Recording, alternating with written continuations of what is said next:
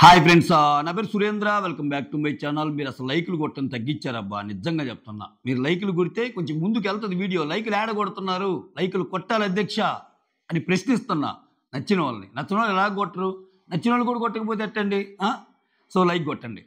Yes, ఇది ఒక special analysis video. So TTF ఎవరు గెలవచ్చు, టీటీఎఫ్ గెలిచే ఆ ఒక్కరెవరు అనేది మాట్లాడుకుందాం. సో ఇక్కడ రకరకాల ఇంకా ఫైనల్స్కి వచ్చినాయి. ఇంకా మొత్తం వాడేస్తారు. వాళ్ళకున్న మజిల్ పవరు, వాళ్ళకున్న విల్ పవరు, వాళ్ళకున్న లోపల గేమ్లు అవుతాయి, బయట గేమ్లు అవుతాయి, పిఆర్ గేమ్లు అవుతుంటాయి, ఫ్యాన్స్ గేమ్స్ అవుతుంటాయి, లోపల వాళ్ళ గేమ్స్ ఆడతారు. ఇంతవరకు బాగున్న రిలేషన్స్ ఇక్కడి నుంచి ఏంటంటే ఎంత బాగున్న వాళ్ళు ఒకరి ఒకరి పైకి రావాలి, అప్పుడే కదా. సో ఇటువంటి వాటి మధ్య టికెట్ టు ఫినాలే కొట్టే ఆ ఒక్కరెవరు అనేది మాట్లాడతా. సో ఉన్న 8 మందిలో సంజన గారు అవుట్ అయ్యారు, తనూజ గారు అవుట్ అయ్యారు, డీమాన్ అవుట్ అయ్యారని లీగ్ అప్డేట్ ఉంది. ఇంకా 5 ఉన్నారు: Kalyan, Emmanuel, Suman, Reethu, Bharani. So Kalyan ticket to finale కొట్టే ఛాన్సెస్ చాలా తక్కువే ఉంటాయి నాకు తెలిసి. ఎందుకంటే భరణి డిమాండ్ మీద గెలిచాడు అంటే ఆబ్వియస్గా భరణికి కళ్యాణ్కి ఏదైనా పడితే భరణియే గెలిచే ఛాన్సెస్ ఉండొచ్చు. ఓకే, డిమాండ్నే ఓడించినప్పుడు కళ్యాణ్ కూడా ఓడించవచ్చు. సో కానీ కళ్యాణ్ నెక్స్ట్ వీక్ నామినేషన్లో పెట్టే chances are very very high. ఎందుకంటే ఈ వీక్ ఆల్రెడీ నామినేషన్లో లేడు ఆయన. ఈ వీక్ ఆల్రెడీ నామినేషన్లో లేనప్పుడు సో నెక్స్ట్ వీక్ నామినేషన్లో లేకపోతే అది కొంచెం క్రేజ్ తగ్గుతూ వస్తాయి. సో మెయిన్ ప్లేయర్ని ఇద్దరిని పెడతాడేమో అనిపిస్తుంది నాకు. సో తనుజతో పాటు కళ్యాణ్కి ఉంటాడు, అప్పుడే కదా బయట కూడా చర్చ జరిగేది. తనుజకి ఎక్కువ ఓటింగ్ ఉందా, కళ్యాణ్కి ఎక్కువ ఓటింగ్ ఉందా, బజ్ అనేది వస్తుంది కదా. సో దాని పరంగా కళ్యాణ్ని తీసుకెళ్ళి ఖచ్చితంగా ఆ పైన టికెట్ టు ఫినాలేలో పెడతాడని నేను అనుకోవటంలా. ఒకవేళ జరిగితే అది అద్భుతమే, బట్ నేను అనుకోవటంలా. ప్రస్తుతానికైతే నేను అనుకోవటంలా. This is my thought process. సడన్గా ఇది అయిపోయేలోపే మీకు Kalyan captain, Kalyan ticket to finale కొట్టాడు అన్నా కానీ అది నేను అనుకోవటంలో. ఓకే, సో అది జరగచ్చు, బట్ నేను అనుకోవటంలో. ఇది స్పెషల్ అనాలిసిస్ కాబట్టి చెప్తున్నా. తర్వాత ఇమ్మాన్యుల్, మీరు చూశారు ఇమ్మాన్యుల్కి తనూజాకి మధ్య నిన్న ఒక పెద్ద సీన్ జరిగింది. నువ్వు నాకు ఫ్రెండ్ ఊరా అని ఆమె ఏడ్చింది, రే నేను కూడా నీకు ఫ్రెండ్ ఉండరా అని ఏం ఏడ్చాడు.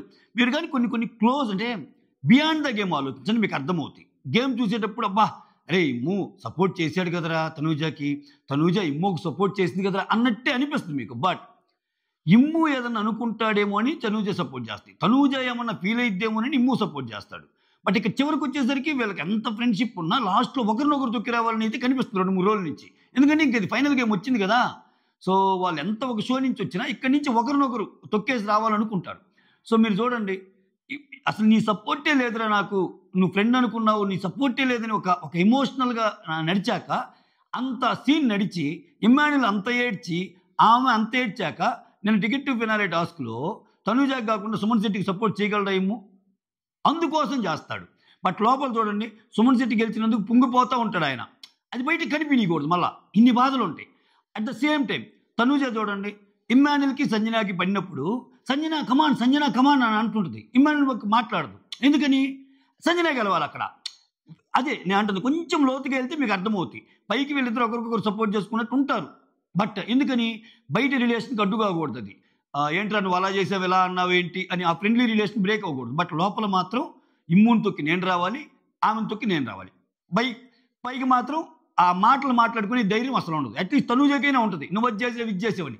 ఇమ్ము అయితే అసలు మాట్లాడలేడు. కొంచెం ఆయన ఇది నేను ఒక డైలాగ్ కూడా అంటాను లైవ్లో, మనం ఎన్ని అనుకున్నా చివరికి ఆ పరమాత్ముడు ఏం చేయాలనుకుంటే అదే చేస్తాడని వెళ్ళిపోతాడు. అంటే ఆయనకి ఏంటి, సుమన్ గెలిచినా ఓకే ఆయనకి, బట్ తనూజకి సపోర్ట్ చెయ్యాలి. అక్కడ చేయకపోతే మళ్ళీ రేపు ఆమె ఏ పాయింట్ తెస్తుందో ఏమో. అంత సీన్ నడిచి అసలు నామినేషన్లో కాని నామినేషన్ తెచ్చి అలా వేసినప్పుడు కష్టమే కదా. నేను ఎందుకు ఈ సుత్తంతా చెప్తున్నానంటే, రేపు ఎప్పుడైనా ఇమ్మాన్యుల్కి ఒకవేళ సపోర్టింగ్ టాస్క్ మిగిలిన లాస్ట్లో ఏదైతే తెలియదు మనకి, ఆటిల్లో అయినా తనూజ ఇమ్మాన్యుల్కి సపోర్ట్ చేస్తుంది అనుకుంటే పొరపాటే ఉండదు. ఎందుకంటే ఇంకా ఫినాలేకి వచ్చింది కాబట్టి నీకు ఆయనకి రాని పవర్ అస్త్రా లేదు, ఆయనకి రాని ఛాన్సులు లేవు, ఆయనకి రాని సేవులు లేవు, అన్నీ ఆయనకి నామినేషన్లో లేకుండా వచ్చాడు. సో ఇది కూడా జరిగి టికెట్ టు ఫినాలే కొడితే ఇమ్మాన్యుల్ నామినేషన్కి భయపడ్డాడు, అనేది ఆల్రెడీ జరుగుతుంది. ఇమ్మాన్యుల్ హిస్టరీ అంతా సో ఒక గేమ్ గెలిచో లేకపోతే ఇంకోటి గెలిచో ఇట్లా చేశారు. ఈ గేమ్ డిజైన్ చేయటం కూడా ఇమ్మాన్యుల్ని ముందుకు పంపటానికేమో. సో ఇమ్మాన్యుల్ డైరెక్ట్గా టాప్ 5లో పెడదామన్న థాట్ ప్రాసెస్ బిగ్ బాస్ కూడా ఉందేమో. అందుకే ఒక చాలా నామినేషన్లో బిగ్ బాస్ ఇమ్మాన్యుల్ తేవాలంటే చిటికలో పని, ఆయన తలుచుకుంటే ఎంతసేపు అబ్బా చిటికలో పని, బట్ అది జరగలేదు అన్న అప్రతిష్టని బిగ్ బాస్ మూట కట్టుకోడేమో అన్నట్టు నేను అనుకుంటున్నా.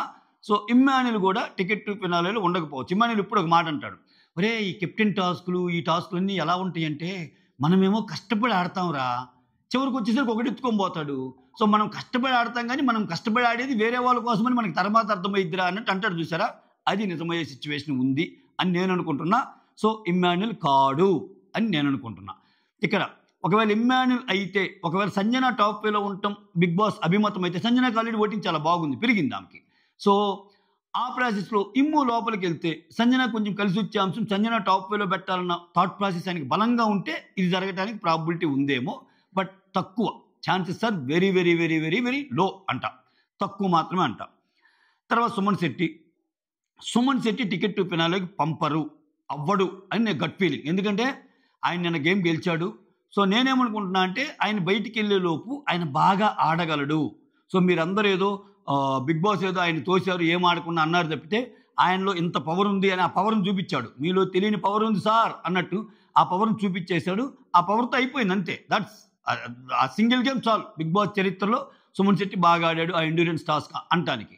సో ఒక మంచి నోట్తో బిగ్ బాస్లో ఎలా ఉంటుందంటే, ఒక లవ్ కపుల్ లవ్ వ్యవహారాలు జరిగినాయి అనుకో, వెళ్ళే ముందు ఏంటంటే వాళ్ళని విడదీసి పంపిస్తూ ఉంటాడు.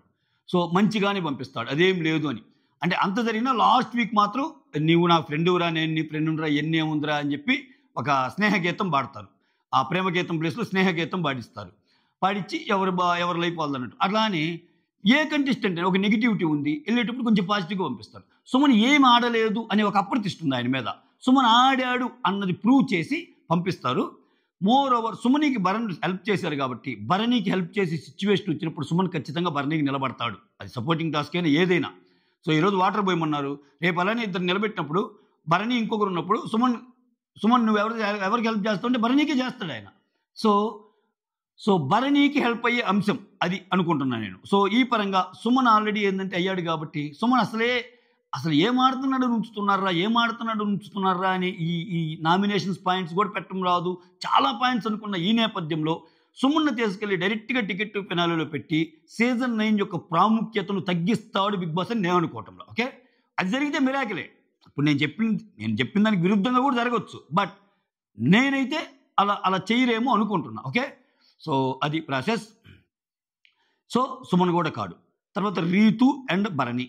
రీతు గేమ్ కూడా చాలా వారాల నుంచి ఆమెను సేఫ్గా లాక్కొస్తున్నారేమో.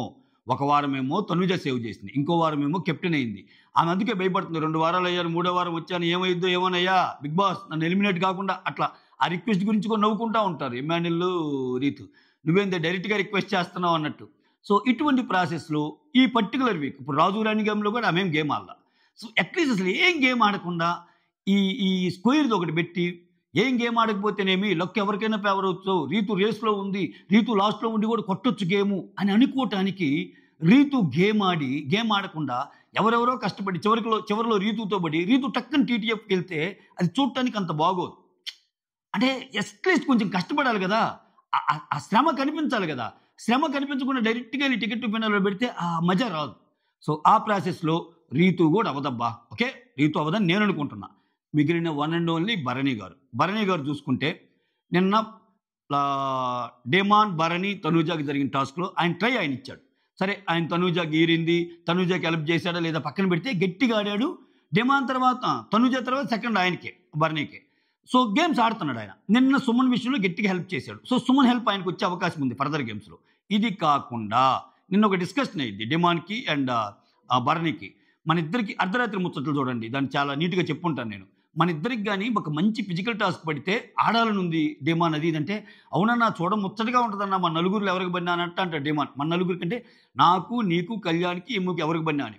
అక్కడ లాక్ గురించి కూడా మాట్లాడతారు. నేను ఒక గేమ్లో నేను లాక్ చేశాను చూడన్నా, అసలు మొత్తం షోల్డర్స్ నన్ను ఇలా పెట్టి హెడ్ అంతా ఇట్లా పట్టుకుంటే నువ్వు తిరగటానికి కూడా వీలు లేకపోయింది. సో ఒకవేళ తిప్పాలన్నా నువ్వు రివర్స్లో ఉన్నావు అన్నట్టు చెప్తాడు. చూద్దాంరా మనకి పడితే బాగుంటుందా అన్నాడు. సో అలానే ఒక గేమ్ పడిద్ది అనేది టాకు.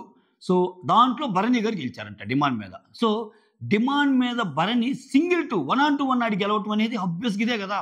సో చూసేవాళ్ళు కూడా పాయింట్ పెట్టడానికి ఉండదు. ఇంకా డిమాండ్ నేను కావాలని ఏం కాదురా, డిమాండ్ రీతు మీద ఏమన్నా అయితే ఓడిపోతాడేమో కానీ కావాలని భరణి గారి మీద ఎందుకు ఓడిపోతారా. సో భరణి గారు కష్టపడ్డారు. భరణి గారు ఈ సీజన్కి ఒక వన్నె తెచ్చారు. ఈ బంధాలు అనుబంధాలు ఆత్మీయతలకు మూల కారణం మూల విరాట్ ఆయనే, ఆయన వెళ్ళిపోతే ఎట్టా అని బిగ్ బాస్ తలిస్తే, అంటే బిగ్ బాస్ తలంపుతో పాటు ఆయన కూడా ఆట ఉండాలి. ఈయన ఆట కూడా మనకు కనిపిస్తుంది కదా. అలా ఉన్నప్పుడు లాస్ట్లో కొంచెం ఏదైనా అవసరమైనప్పుడు ఆ పుష్ అయినప్పుడు నేనున్నానని శ్రీకృష్ణులాగా వచ్చేస్తాడు బిగ్ బాస్. అటు ఇటు తిమ్మిని బొమ్మిని తుమ్మిని చేసి భరణిని ముందుకు నెడతాడు. భరణిని ముందుకు నెడితే భరణి ఏ ఇబ్బంది లేకుండా టాప్ 5కి వెళ్ళిపోతాడు. ఆడి వెళ్ళిపోయేటట్టే ఉంటుంది చూడండి గేమ్.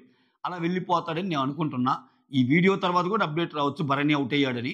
వస్తే నన్ను తిట్టుకోవద్దు. ఇది నా అనాలసిస్. ఓకే, నేను అనుకున్నట్టే చెప్తానబ్బా. నా మైండ్లో ఉన్న తప్పు కూడా కావచ్చు. Okay, but Bharani ticket to finale కొట్టబోయే ఆ ఒక్కరు అని ఒక రివ్యూర్గా నేను అనాలిసిస్ చేస్తున్నా.